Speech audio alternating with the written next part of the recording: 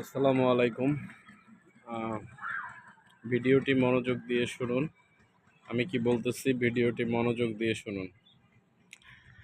এই যে শিশু আসিয়া, ঠিক আছে, এই শিশুটি আজকে দুপুর 1টা দিকে মারা গেছে।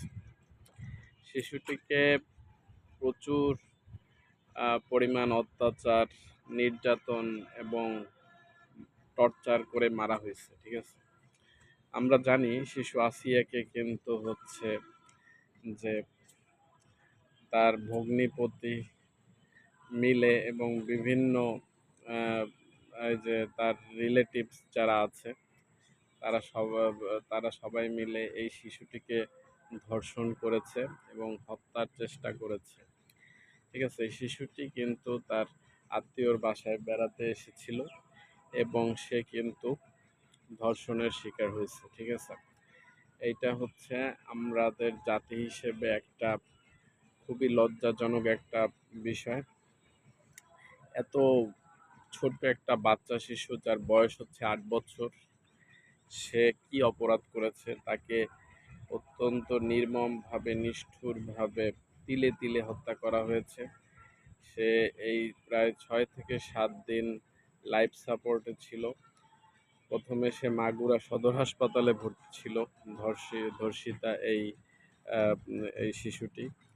তারপরে তাকে কিন্তু ঢাকা মেডিকেল কলেজে নিয়ে যাওয়া হয়। তারপর সর্বশেষ তাকে কিন্তু এই যে সম্মিলিত সামরিক হাসপাতালে নিয়ে উন্নত চিকিৎসা দেওয়া হয়। তারপরও সে 6 থেকে 7 দিন সম্মিলিত সামরিক হাসপাতালে লাইফ সাপোর্টে ছিল।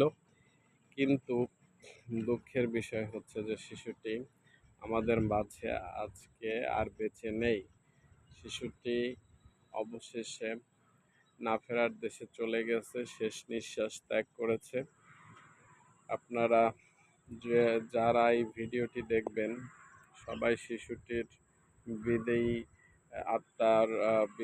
বিদেহী আত্মার মাগফিরাতের জন্য দোয়া করবেন। ও যেন আহ, ওকে যেন আল্লাহ জান্নাতবাসী করে।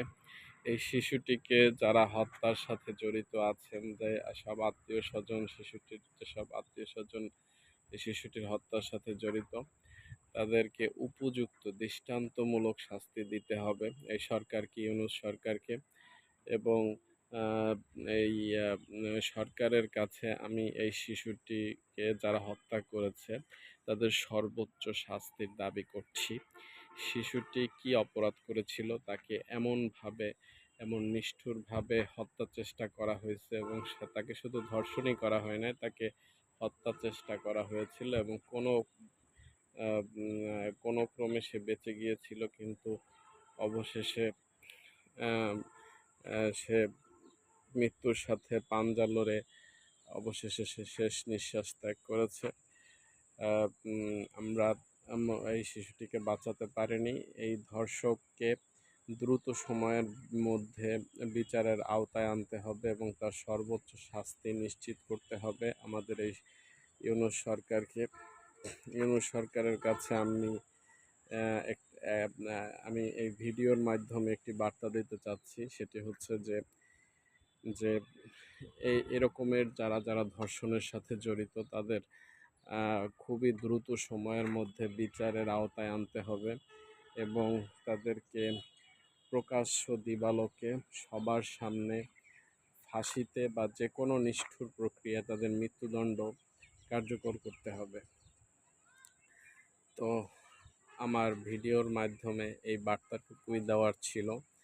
তো এই শিশুটি মারা যাওয়ায় ইন্না লিল্লাহি ওয়া ইন্না ইলাইহি রাজিউন, আমি খুবই দুঃখ পেয়েছি। তো আপনারা যারা ভিডিওটি দেখবেন তারা অবশ্যই শিশুটির জন্য দোয়া করবেন যাতে শিশুটি জান্নাতবাসী হয়। তো এই ভিডিওটি যারা যারা দেখবেন, ভিডিওটি ভালো লাগলে শেয়ার করে দিবেন, ঠিক আছে। তো আজকের মতো এই পর্যন্তই। ধন্যবাদ সকলকে। আল্লাহ হাফেজ।